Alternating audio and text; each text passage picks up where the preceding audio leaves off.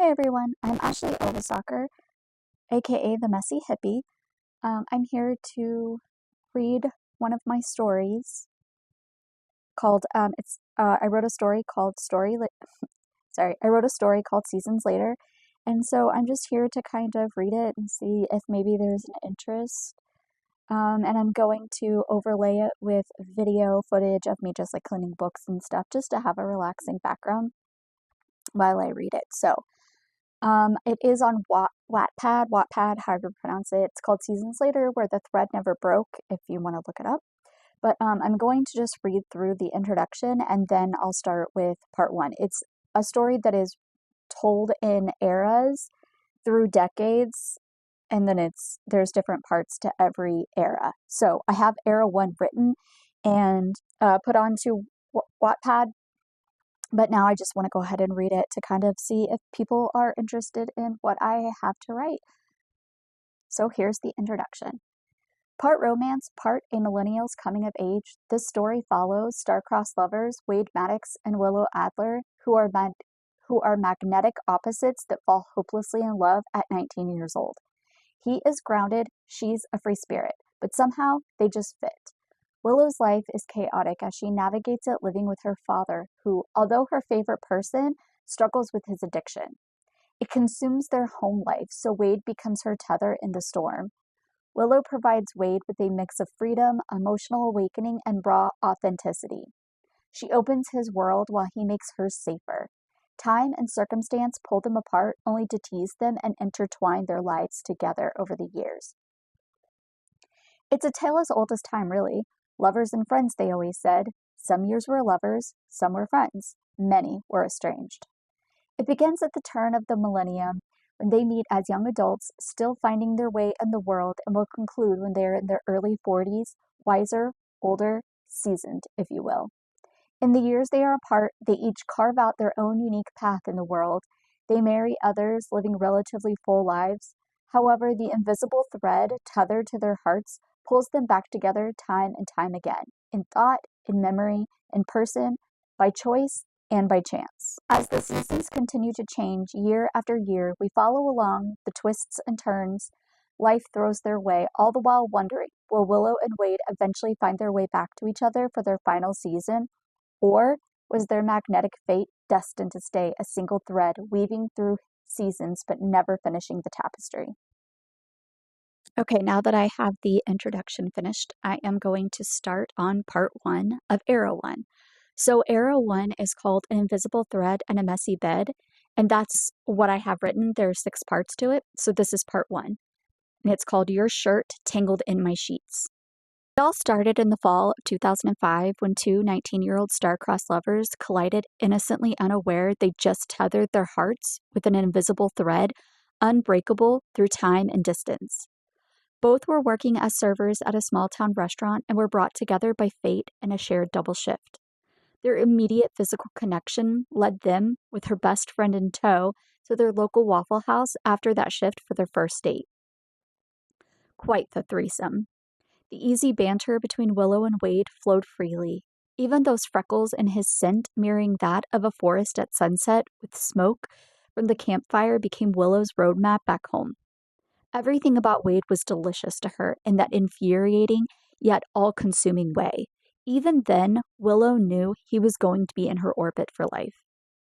The understaffed Waffle House was half lit with buzzing fluorescent lights above, the clinking of forks on plates, and the air was thick with the scent of black coffee and cigarettes. The trio sat in the corner booth at the back of the diner. There were still drops of syrup from the last guest lining the edge of the table. Wade grabbed some napkins from the counter to wipe them as a waitress came over and apologized for the lack of clean tables. "Whew, is it a full moon tonight or what?" she asks in a sweet southern accent. Her hair is gray and cut short with a hairnet covering most. Her smile is kind and warm with wrinkles lining her aging lips. She looks old enough to be their grandmother and has the southern charm to also feel like one. She looks at Wade holding the napkins as she shooed his hand away. "Oh, honey, no, I've got this.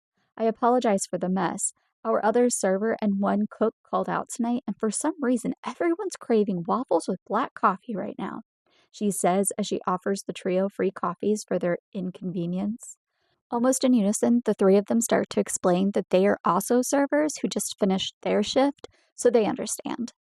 Quinn and Willow decline the coffee offer, opting for a glass of water instead. But Wade takes her up on it. Regular, black, please and thank you, ma'am, he says, his southern accent sounding even thicker compared to hers. Willow could feel herself melting into his voice. Coming right up, sugar. Here are the menus to look over. Take your time and I'll be right back with that coffee, Louise, as her name tag suggested, said as she quickly wiped down the spots of syrup. Wade and Willow sat in the booth, awkwardly seated next to each other, while Quinn sat across the pair, tearing a paper napkin into tiny pieces to distract herself from feeling like the ultimate third wheel. Forever her ride or die, even through the awkwardness. Moments after lifting their giant menus to see what to order, Louise reappears with Wade's coffee and 2 glasses of water. You came in at the right time. I had just started a new pot, so it's fresh for you, darling. And here are your girls' waters, she says with a wink. They all smile and say thank you. Then Wade asks for recommendations on what to order, which Louise is delighted to give. After Wade ordered a full meal and Willow ordered a side of hash browns to split with Quinn, eating in front of new people always made Willow nervous. She blurted out to Wade, you've got an interesting vibe about you, like a lumberjack who also writes erotic poetry. Without missing a beat, Wade finishes his sip of coffee and says, yeah, well, you look like a fairy that got lost in Hot Topic. But also, you're pretty spot on. I do write poetry. Willow scoffs. Ouch, harsh. I'm sensitive. Nah, you're tough. You just don't give yourself enough credit. Response. Observant, aren't we, sir? Sometimes. Or maybe I'm a little into you, he says with a childlike shrug. She tries to stay stoic. Be cool, she thought to herself. With a shy smirk, Willow says, you're just scratching the surface. I'm a whole mess you don't want to get entangled with. Wade responds with a serious but flirty, I regret nothing. Quinn breaks the new couple's banter by playfully pointing her dull butter knife in his direction and saying, all right, Paul Bunyan, don't break her heart or your truck gets glitter bombed. Willow let out a hearty laugh, but truthfully, no one had ever looked at her like that. Her chaos made sense to him, like he wasn't going anywhere. Even after the boy who broke her heart without a goodbye, she trusted Wade instantly.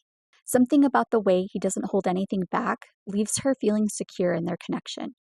Maybe too much. Is this all too good to be true? Nothing lasts forever, right? The three friends continued to banter, getting to know each other while they wait for their food. Louise kept busy during a lull, clearing and cleaning the rest of her tables. They chatted about their favorite bands, high school experiences, and got hung up on the topic of Willow's epic car in high school.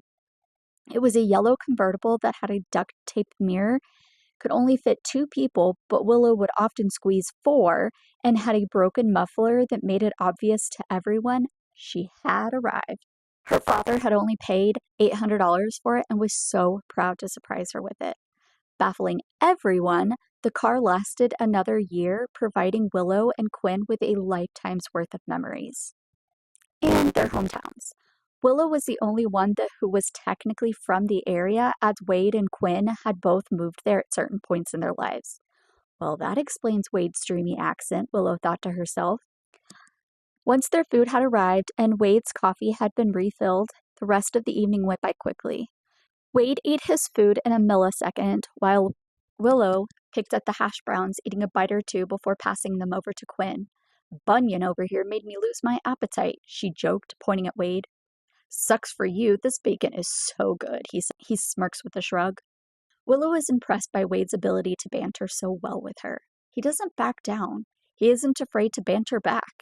Not many can or care to keep up, and no one, other than Quinn, has ever been able to until now. She likes it. She likes him.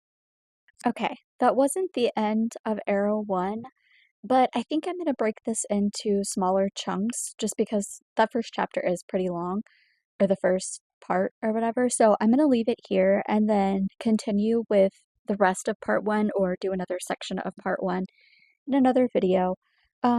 So that's it for now. Thank you for watching. If anyone watched this, there'll be another one out hopefully soon with me finishing part 1 or reading more of part one and eventually getting around to the rest. So, thanks for watching. Please subscribe, hit the like button, all the things.